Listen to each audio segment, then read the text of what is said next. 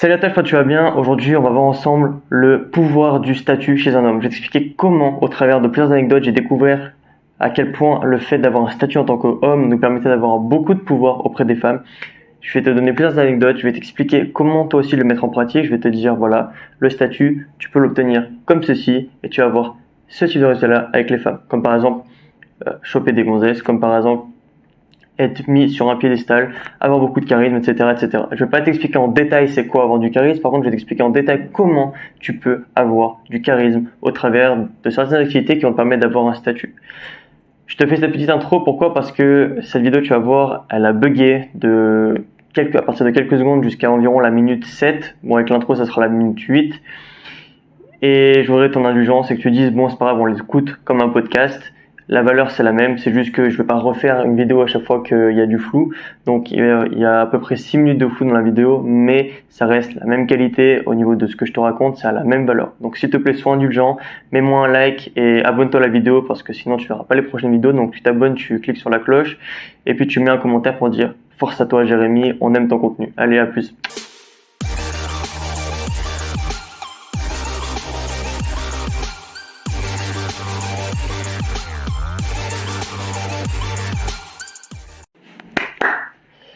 Petite vidéo à la cool aujourd'hui pour vous parler d'une chose qui n'est pas assez souvent évoquée, le pouvoir du statut chez les hommes.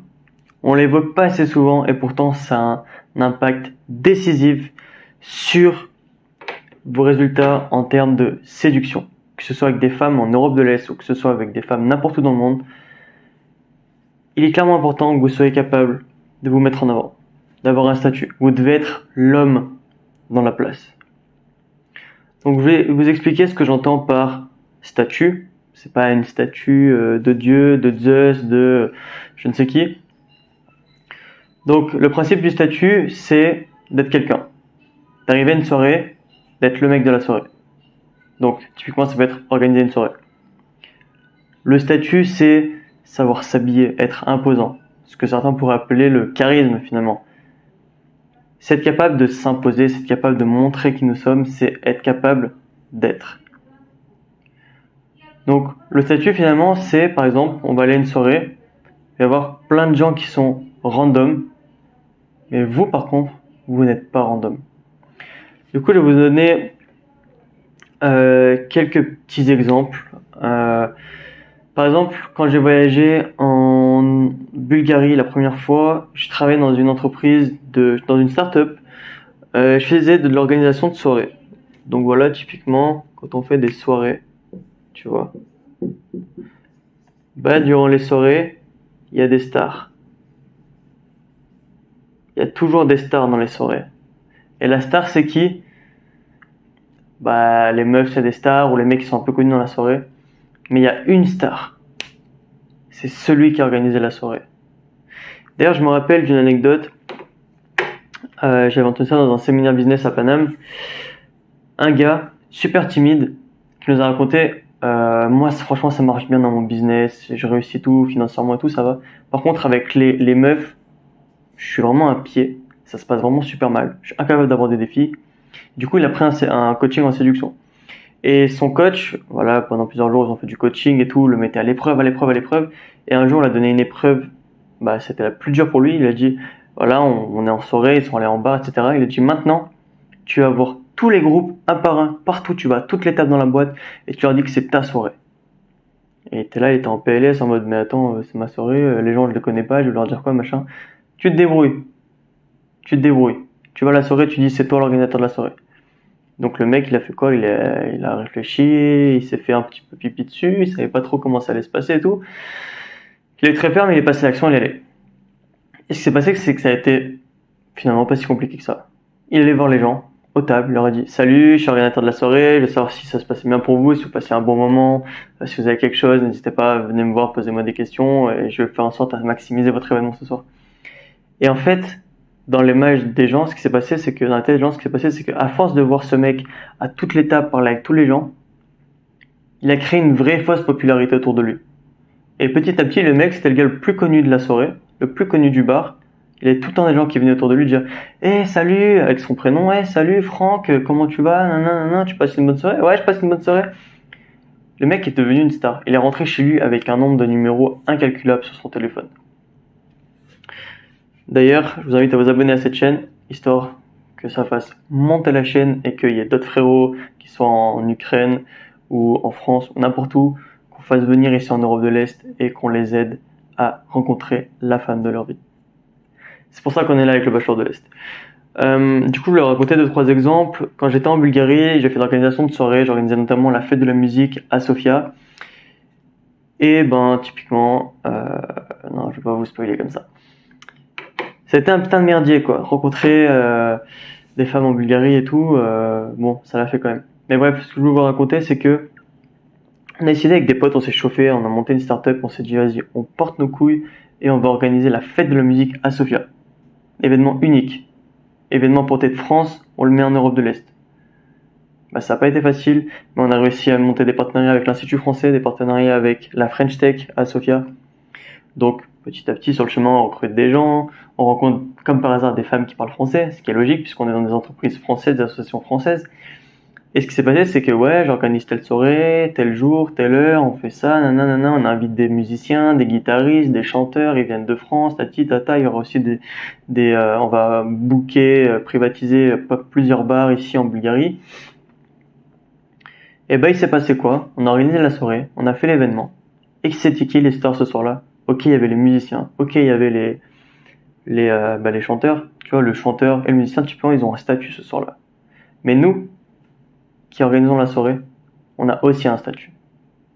Et qui c'est qui est reparti avec des numéros, qui c'est qui est reparti avec des femmes? Entre autres moi. Quelques jours après, je suis parti avec l'une d'entre elles que j'ai rencontrée là-bas, on est allé aux Francopholies. Donc il y avait les Francopholies, c'était un gros concert avec plein d'artistes français qui avait eu lieu dans un petit village ukrainien, Blagoevgrad pour ceux qui connaissent, je pense qu'il y a personne qui va connaître. Mettez-moi en commentaire si ça vous dit quelque chose, Francopholies, si ça vous dit quelque chose, Blagoevgrad. Et du coup, j'ai passé un week-end entier avec cette meuf, on s'est rencontrés à une soirée que j'ai organisée. Et il y a une autre fille que j'ai rencontrée qui était une petite Bulgare de 18 ans et qui, elle, est devenue ma meuf. Et si j'avais pas organisé cette soirée, si j'avais pas sorti mes doigts, si j'avais pas incarné mon statut d'homme dominant qui crée des choses, si j'avais pas été un créateur, j'aurais pas rencontré cette femme, j'aurais pas eu ma première magnifique expérience avec une femme de l'Est. Donc le statut, c'est incarner soi-même, être capable d'incarner, de prendre de la place. Je prends de la place, voilà, c'est chez moi, on est ici, ce soir, on fait la fête, c'est moi qui régale. Ce soir, c'est moi qui organise, ce soir vous êtes chez moi, mettez-vous bien, et je veux être sûr que vous allez bien. Les gens vont se souvenir de vous, les femmes vont se souvenir de vous, et les femmes vont être à vos pieds. Pourquoi? Parce que vous montrez quelque chose, vous montrez qui vous êtes. Vous êtes ce qu'on appelle un mâle alpha, un mâle dominant, un leader. Et les femmes, c'est ce qu'elles veulent. Et surtout en Europe de l'Est. Vous ne croyez pas que vous allez arriver en Europe de l'Est, être un mec random, être un mec parmi tant d'autres, être n'importe qui, et que les femmes vont vous courir après. Ça, c'est pas vrai. Les femmes vont vous courir après si vous leur donnez envie qu'elles vous courent après. Un autre exemple aussi, je faisais du coaching. Là, c'est aussi du coaching, puisque je joue coach, on va dire. Donc, j'ai été coach pendant assez longtemps dans le milieu du business, de la PNL, j'ai même fait du coaching en e-commerce. Et qu'est-ce qui s'est passé? J'ai eu à un moment donné une cliente, c'est une magnifique femme, vraiment comme ça. Genre le genre de femme, tu te dis, elle est tellement belle, tellement waouh quoi, tellement des belles valeurs. La meuf, elle a envie de tout casser dans sa vie, elle a envie d'être la meilleure, elle a envie de réussir en business, elle a envie de réussir. Elle avait envie de faire 10 000 euros par mois et en même temps c'était une fille super belle qui avait envie de s'occuper de son mec et tout, et t'étais là en mode ouais, mais elle a toutes les qualités du monde cette fille. Et en fait, moi j'avais le statut, j'étais le coach, j'étais le mec qui réussissait son business, qui savait monter des boutiques sur internet, qui savait faire du business, et elle était en mode apprentissage. Et je vous ferai un parallèle tout à l'heure, vous allez mieux comprendre. Ce qui s'est passé, c'est que à chaque fois, voilà, on avait des rendez-vous, déjà le rendez-vous créait de la connexion. Et elle, en fait, déjà on avait l'avantage d'avoir un âge proche et tout, j'étais pas j'étais pas un vieux mec ou quoi. À chaque fois, en fait, son estime de moi montait parce que je la faisais monter en compétences, parce qu'elle me voyait sur un piédestal, parce qu'elle me voyait comme un mec qui faisait de l'argent, qui savait réussir. Je lui donnais des coachings en PNL, du coup je l'aidais à se sortir de pas mal d'embrouilles dans sa vie personnelle, etc. Et en fait, elle m'a mis, et je suis passé petit à petit comme une priorité pour elle. Elle s'est dit, waouh, Jérémy, c'est le prix, je veux l'avoir.